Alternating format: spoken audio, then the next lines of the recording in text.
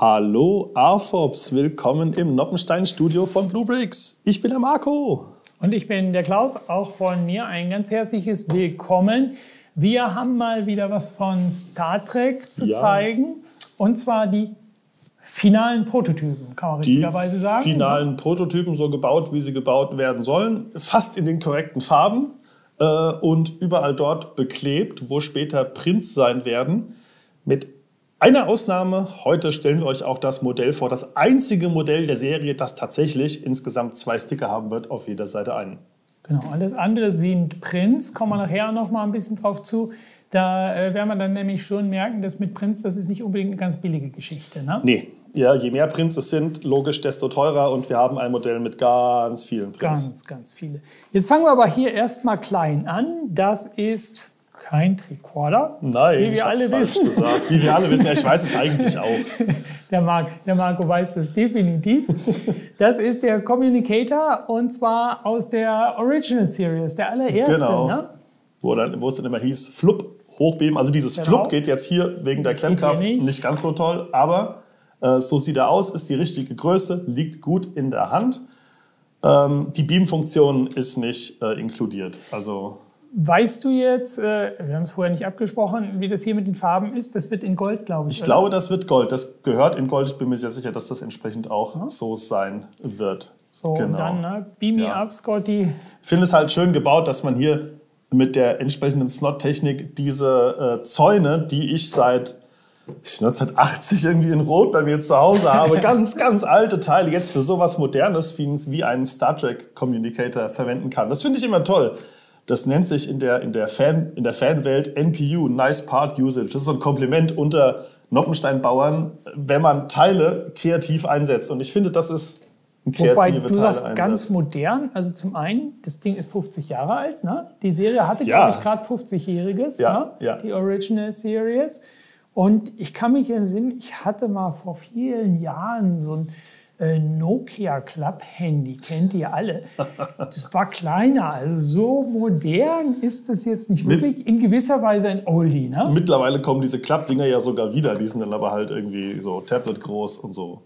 Auf dem schönen Ständer dafür haben wir auch noch mal einen Print, wo man dann sieht, was es ist. Und der Marco war wieder so nett, hat mir einen Spickzettel gemacht. Wir reden hier über 217 Teile und der Preis wird roundabout bei 15 € liegen. Also ich glaube, man kann inzwischen schon mit Fug und Recht sagen, die sind jetzt nicht hier überteuert, irgendwie die ganzen Star Trek-Geschichten, weil da eine Lizenz drauf ist. Ein bisschen macht's aus mit der Lizenz, ja, aber ich denke, da sind wir noch in einem sehr annehmbaren Bereich. Ne? Und das wollen wir ja auch sein. Unbedingt.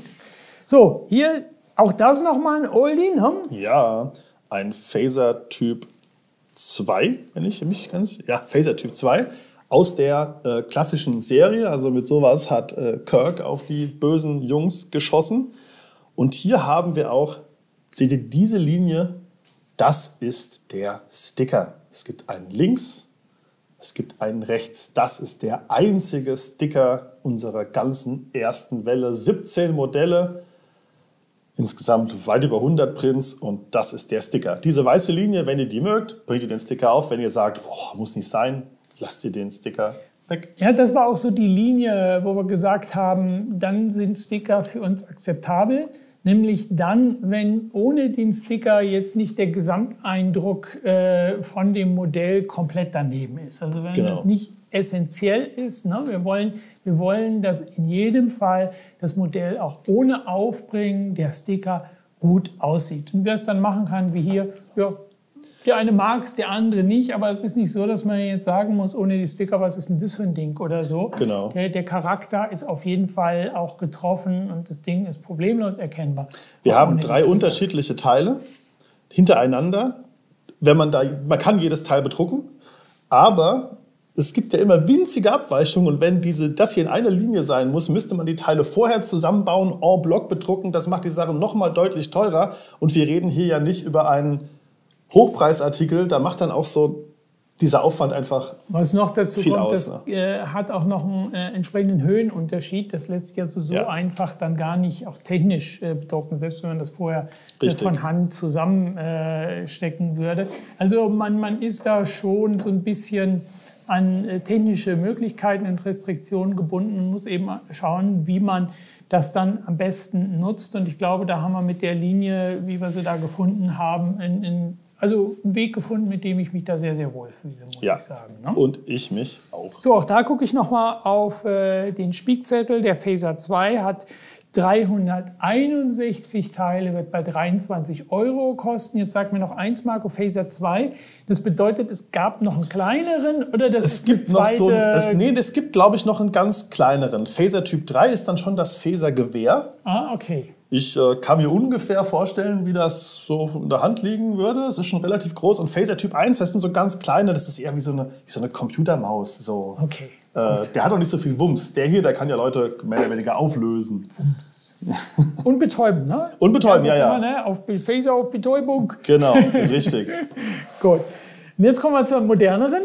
Ja, jetzt sind wir auch bei einem Phaser Typ 2, aber bei der Next Generation. Da schießen sie dann so.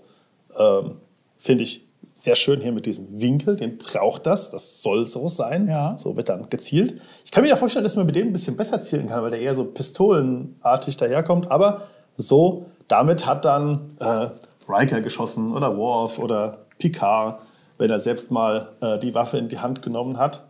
Ein moderner Phaser. Auch hier toll, liegt sehr gut in der Hand durch diese Technikteile hier und diese Modified Fliesen mit diesen Grills. Also klasse. Gefällt mir. Mich erinnert das Ding ja irgendwie so ein bisschen, kennst du das aus dem Supermarkt? Also auch, das ist auch gut. Ich hätte jetzt eher an diese Self-Scanner gedacht, wo im Supermarkt so piep, piep, piep, piep und dann brauchst du am Ende nicht mehr bezahlen. Genau. Oder so ein Tischstab. Nein, wir wollen uns nicht über unsere eigenen Produkte lustig machen. Ich finde, er ist schön getroffen. Auch mit dem Display-Stand hier, das sieht schon edel aus. Auch da vorne das natürlich wieder bedruckt. Ne? Jawohl. Sonst haben wir keinen Aufdruck drauf. Ne? Nee, der funktioniert so. Der funktioniert so. Das ist also jetzt der Phaser Typ 2 aus der Next Generation. 236 Teile haben wir da und der liegt bei 20 €. Ist halt, man sieht es schon, ein bisschen kleiner als der und dann darf der auch ein klein bisschen günstiger sein. Ne? Richtig. So, und dann haben wir... Noch mal eine Frage. Vom Größenverhältnis, das ist auch beides 1:1. Ne? Das ist alles, alles 1:1. Kann ich perfekt in die Hand nehmen. Das ist der Originalgröße. So gut das halt mit den Noppen geht. Ne? Dass das jetzt nicht auf das letzte halbe Prozent passt, das kennt ihr auch von den anderen Serien, aber dass die Größenverhältnisse insgesamt gewahrt sind. Und hier bei den Gadgets gehen wir überall von 1:1 aus. Ne? Genau. Auch das hat die korrekte Größe. Ein klingonischer Diktat. Ich weiß ehrlich, ich kann nicht so gut Klingonisch. Ich weiß irgendwie Pach Pa bedeutet irgendwas, aber es gibt ein Wörterbuch, Deutsch-Klingonisch oder Klingonisch-Englisch, tatsächlich. Okay. Aber ich beherrsche Klingonisch nicht. Das ist so ein klingonischer, so ein Dolch, den trägt jeder bei sich und der hat auch eine gewisse Bedeutung. Also in der ersten Folge, in der Worf auf Deep Space Nine ankommt, nimmt er einem ziemlich frechen jungen Klingonen, der aber der Sohn eines sehr berühmten Klingonen ist, seinen Dolch ab, als der den als Waffe zielt gegen Worf. Und das ist eine unfassbare Beleidigung. Also das ist so, man entehrt ihn damit, wenn man ihm diese Waffe abnimmt. Das ist so der wertvolle Besitz, der Familienbesitz quasi. Das ist sein Dolch, den soll man nicht, ne? Und er tut es trotzdem, das weil er mit dem Vater... peinlich für den, der ihn weggenommen kriegt? Ja, das ist sehr peinlich für den. Genau. Und sein Vater stürmt dann in Worfs Quartier, dass er den wiederhaben will. Und das wollte Worf nur, er wollte mit ihm reden. Hat damit halt seinen Sohn mal eben bloßgestellt und sagt dann halt auch so, jemand, der keine Ehre hat, kann sie auch nicht verlieren. Also das ist schon, die Klingonen, die gehen da hart zur Sache. Und deswegen sind diese Dolche auch ziemlich martialisch und die haben so auch ein Feature, das ist eigentlich im Original so quasi spring-loaded. Das kann hier so ausfahren, so ungefähr bis hier. Okay. Also fiese Widerhaken. Wie hast du das jetzt rausgemacht? Ich habe hier, man sieht es hier, so einen Schieberegler. Zurück geht's nicht, aber in der geschlossenen Version, ne? Ja. Ich schiebe den Regler nach vorne und es fährt aus. So ungefähr bis hier wäre die korrekte Position. Da muss ich mal echt mal die Anleitung reinziehen, wie das umgesetzt Die Klinge ist natürlich jetzt ein bisschen dicker als eine Originalklinge, aber so dünn, wie sie ohne an Stabilität einzubüßen sein kann. Wir haben hier 3 Plates übereinander. Die Form sieht, finde ich, sehr gut getroffen aus.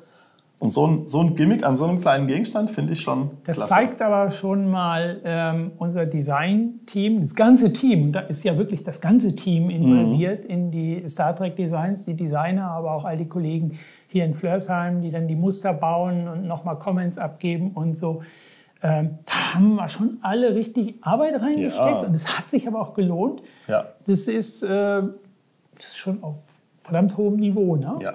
Unser neuer Kollege, der Niklas, der auch im Design-Team ist, der optimiert da gerade noch an einigen Star Trek-Sets, der Namen mich aber noch nicht nennen darf. Klaus hat es mir verboten. Wir entwickeln ja schon deutlich weiter und hier bei uns im Office stehen noch viel mehr Sachen, die wir euch momentan noch nicht, aber demnächst dann auch mal zeigen können. Jawohl.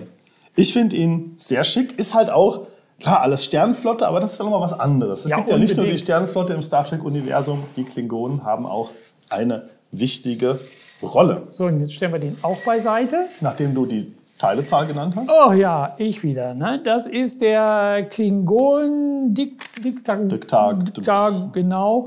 280 Teile haben wir da und sind auch wieder bei etwa 23 Euro. Jawohl.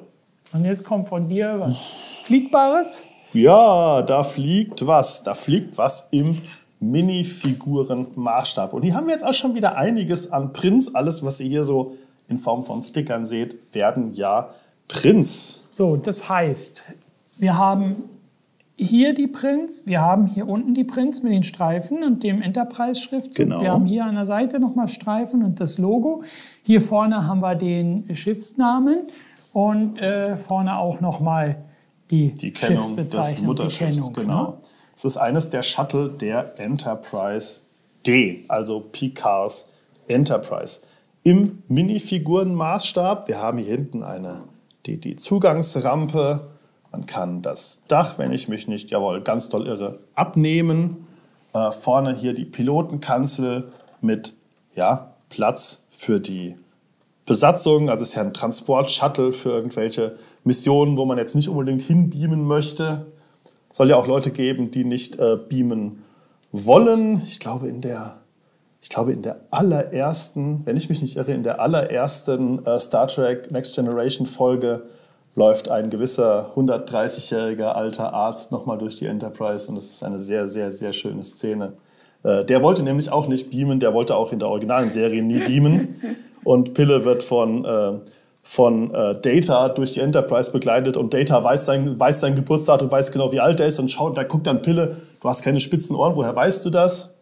Dann sagt Data, ich bin ein Androide und ja, das ist ja fast genauso schlimm. Also Pille und der Vulkanier, Pille und Spock, die haben sich immer so ein bisschen gekabbelt, aber sind schön. Eigentlich von diesem Shuttle mehr als eins an Bord der Ja, Enterprise? da sind mehrere. Ich kann dir jetzt ehrlich gesagt nicht sagen, wie viele, aber es gibt mehrere. Das Shuttle hat ja auch ihren Namen, Goddard steht hier. Ne? Ah, okay. Es gibt mehrere. Okay. Was mir auch gefällt, ist hier, dass man hier mit diesen Hinges so schön diese schrägen Kanten gemacht hat. Muss ich insgesamt sagen, also das ist vielleicht auch, wenn ihr das nochmal so von vorne seht, das ist schon nicht nur gut getroffen, sondern es hat tatsächlich auch in alle Richtungen diese aerodynamische Form und so. Da sind in der Linienführung keine Brüche oder so drin. Das ist was ich immer nicht so mag und das haben wir eigentlich bei allen Sachen, die sonst so aerodynamisch geformt sind, im Original, teilweise bei Autos, wir haben es teilweise bei Lokomotiven, gerade wenn sie aerodynamischer sind. Und das ist schon ziemlich schwer, diese fließenden Formen ohne Brüche hinzukriegen. Die gehen dann teilweise hin und drehen irgendwelche Dachsteine oder so und das gefällt mir aber immer nicht so gut und ich muss hier wirklich sagen, alle Achtung, das ist richtig toll gemacht. Der sieht richtig schnittig aus, ne? Richtig schnittig, genau. Aerodynamisch, auch wenn sie die Aerodynamik na gut, okay, er landet auf Planeten teilweise. Das macht schon Sinn, dass da er aerodynamisch gewissen ist. Sinn. Ne? Genau. Mehr als jetzt Richtig. bei der Enterprise selber. Ihr bekommt das ja bei den fertigen Produkten für gewöhnlich nicht mit, aber dass beispielsweise die große Lok der Baureihe 103 in 8-White so schön schnittig aussieht, liegt daran, dass er auch durchaus sehr kritisch sein kann und sagen kann, die Form, da müsst ihr doch mal ran und hier oben und bis hierhin ist gut, aber da und so. Und wenn man dann noch mal rangeht, dann kommt am Endeffekt dann das optimale Produkt raus. Das ist fairerweise natürlich auch immer etwas einfacher zu sagen, das ist noch nicht gut genug, mach noch mal. Als es selbst zu machen. Ja. Ja, als wenn dann die Kollegen da sitzen und dann noch mal losbauen müssen. Aber wir wollen ja schöne Sachen machen für euch. Ne? Richtig, genau. Und hier haben wir, da muss ich jetzt auch noch die Teile, ganz genau. Ich werde hier luschig. 548 Teile haben wir beim Shuttle. Typ 6 ist das. Preis wird bei 40 € liegen. Finde ich super. Allein, wenn ich jetzt auch noch rechne, wie viele Prints hier dabei sind. Und da hatten wir auch richtig was in der Hand. Jo. Toll. Genau. Und wenn wir schon über Prints reden und viele Prints, dann reden wir über richtig viel. Hier ist die Enterprise D mit roundabout 2000 Teile, knapp drunter. Und da haben wir richtig viele Prints. Ne? Weit über 50. Wir haben es gerade mal so grob durchgezählt, nicht ganz detailliert, weil wir hier beim Prototypen jetzt auch noch nicht genau sehen. Alles, was hier jetzt drauf ist, auch was als Sticker drauf ist, das werden alle Prints. Aber wir sehen hier jetzt nicht unbedingt bei den Stickers, ist das jetzt hier auf 2, 3 oder 4 Teils verteilt oder ähnliches. Aber es werden auf jeden Fall deutlich über 50 Prints, die wir hier haben. Auch mehrfarbige Prints. Und Prints, das muss man ganz grundsätzlich sagen, Prints sind teuer. Die kosten richtig Geld. Wenn ihr das mit einem Stickerbogen vergleicht, also wenn du einen Stickerbogen nimmst, so A5-Größe und du machst den in hohen Auflagen, ja, da legt die Maschine einmal los. Die Kosten für die Druckwerkzeuge, die kannst du bei hohen Auflagen praktisch vernachlässigen und dann hast du gerade mal die Kosten für den Druck und die Materialkosten. Das sind Centbeträge. Und ob da dann nun hier bei den Big Factories da 10.000 oder 100.000 durch die Maschine laufen, das ist fast egal. Die machen lediglich die Maschine 10 Minuten eher wieder aus oder an. Und das ist bei Prints dann doch schon eine ganz, ganz andere Nummer. Ja. Es muss jeder einzelne Stein in diese Tampondruckmaschine gelegt werden. Diese Tampondruckmaschine, da ist so ein Gummistempel, kann man vereinfacht sagen, drin und der fährt dann zurück und nimmt Farbe auf. Das ist eine Metallplatte, wo das Druckmuster reingraviert ist und wo nur in den Vertiefungen die Farbe liegt. Und dieser Gummistempel nimmt die Farbe dann auf, fährt zurück, druckt dann die dort aufgenommene Farbe auf den Stein aus. Die Mitarbeiterin, Mitarbeiter nimmt den Stein dort wieder raus per Hand, legt den schön säuberlich sortiert in eine Kiste, weil die auch erstmal trocknen müssen. Die kannst du da nicht rausnehmen und dann einfach in eine Kiste schmeißen oder so, sondern die müssen erstmal schön sauber dahingelegt werden, damit die ordentlich trocknen können. Und das für jeden einzelnen Stein, beziehungsweise wenn es hier wie diese Fensterteile dann 2 Farben auch noch sind oder manchmal sogar mehr, die dort 3, bedruckt werden muss, dann musst du jeden von diesen Steinen auch noch mehrfach bedrucken. Da vervielfacht sich der Aufwand. Das ist eine teure Geschichte. Von daher kann ich verstehen, dass manch ein Massenhersteller dort dann den einfacheren Weg geht und auf Sticker setzt. Wir haben das Set hier, das Flaggschiff der Sternenflotte war es zu der Zeit. Wir haben bei diesem Flaggschiff-Set gesagt, das soll ein Prinz sein. Entsprechend ist der Preis ein bisschen höher geworden, aber mir gefällt es so einfach besser, als wenn ich jetzt einen A4-Stickerbogen habe und lauter Sticker hier auf diese Flächen aufkleben muss. Um Gottes Willen. Wir reden über etwa 200 € bei 1971 Teilen.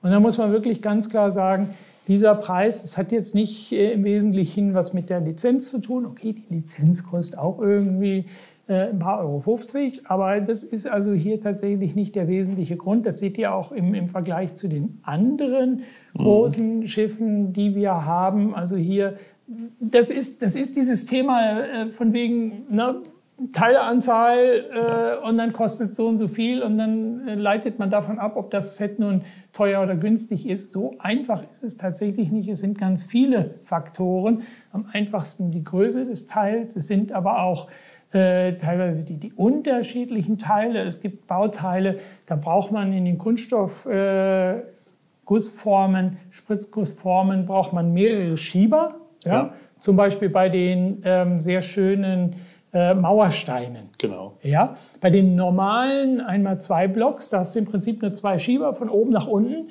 da kannst du ganz viele von diesen kleinen Steinchen nebeneinander in eine Form packen.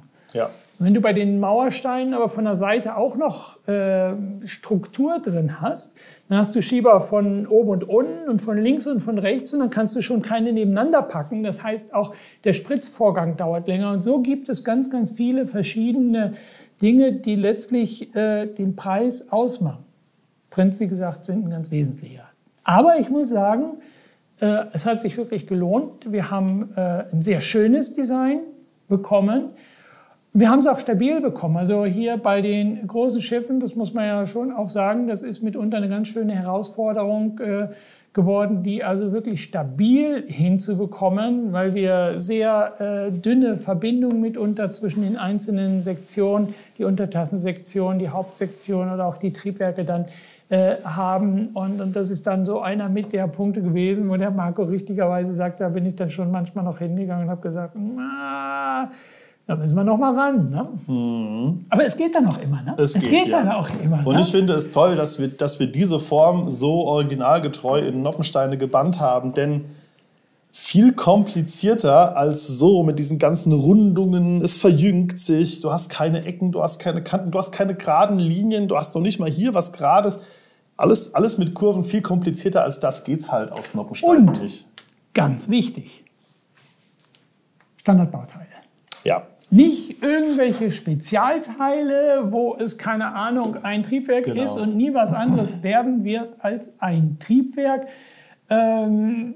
Ich persönlich mag das nicht mit Spezialteilen. Ich finde es wirklich immer am schönsten, wenn die Sachen echt Brickbuild sind, dass man eben da im Prinzip auch noch mal wieder was anderes daraus machen kann. Wenn ich über lauter Spezialteile, ich kann mich entsinnen, Kobi hatte beim Flugzeugträger mal so kleine Flugzeuge aus Kunststoff, die hatten wirklich die Form von Flugzeugen. Ja? Also sorry, wenn ich das will, da kaufe ich mir einen Kunststoffbausatz von Revell. Ja, richtig. Also gerade dieser Abstraktionsgrad und wie man aus immer den gleichen Teilen wieder völlig andere Sachen zaubern kann, das finde ich so faszinierend. Bei der ersten Tirpitz von Kobi bestand dieses Aufklärungsflugzeug noch aus einer 1x5 Blade und noch einer 1x5 Blade quer und so. Das war halt klein, es war knubbelig, man konnte aber erkennen, was es ist.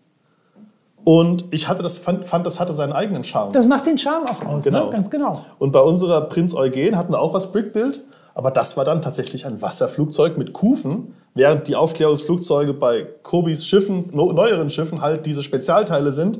Aber das sind keine Wasserflugzeuge, das sind ganz normale Flugzeuge, die eigentlich auf dem Flugdeck landen, während wir dann halt die kleinen Kufen dran gebaut haben, weil wir es ja machen konnten, wie wir wollten. Wir haben ein paar Teile genommen, haben sie zusammengesteckt. Ja, finde ich das Schönste und das ist auch, denke ich, für euch das Schönste, wenn ihr es geht ja auch um selber bauen und auch mal was anderes draus bauen. Also die Sachen nur einmal bauen und ins Regal stellen und verstauben zu lassen, so auf Dauer.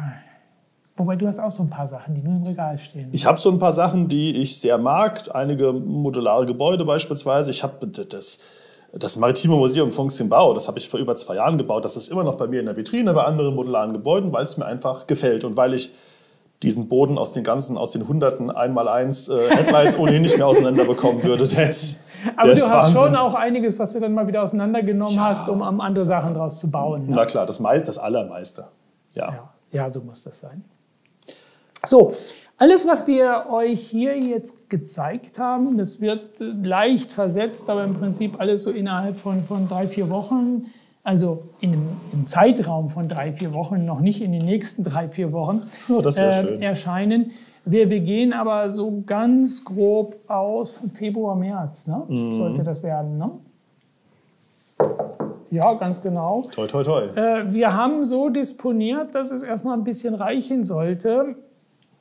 Wir werden sehen. Ja, auch da, toi, toi, toi.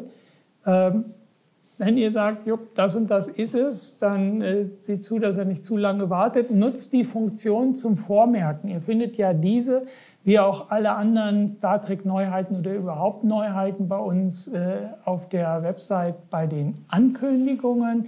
Da könnt ihr eure E-Mail hinterlassen und dann bekommt ihr, also bei dem jeweiligen Set, Und dann bekommt ihr, wenn das Set verfügbar ist, eine E-Mail und werdet direkt informiert, dass das da ist. Nicht, dass er hinterher sagt, boah, hätte ich mal gewusst und jetzt habe ich es verpasst, war ein Tag zu spät oder so. Das soll nicht passieren. Genau. Und wenn ihr unseren Kanal abonniert, verpasst ihr auch keine weiteren Videos von uns, auch keine weiteren Star Trek-Videos. Wir haben euch jetzt alle Sets der ersten Welle, der ersten Produktwelle vorgestellt in dieser finalen Prototyp-Version. Demnächst kommen bei uns aber schon Muster der ersten fertig produzierten Sets an, die also nicht den Weg mit den Seekontainer gehen. Genau. Ne? Also es sind Produktionsmuster, das heißt, Genau. die kommen aus der tatsächlich laufenden Produktion.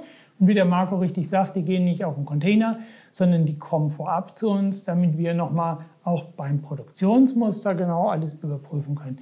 Ist das so, wie es sein will? Da werdet ihr dann auch die Verpackung nochmal sehen. Die werden wir dann auch mal aufbauen hier nochmal. Ja, das zeigen wir euch natürlich auch mal im Video. Genau. Klar.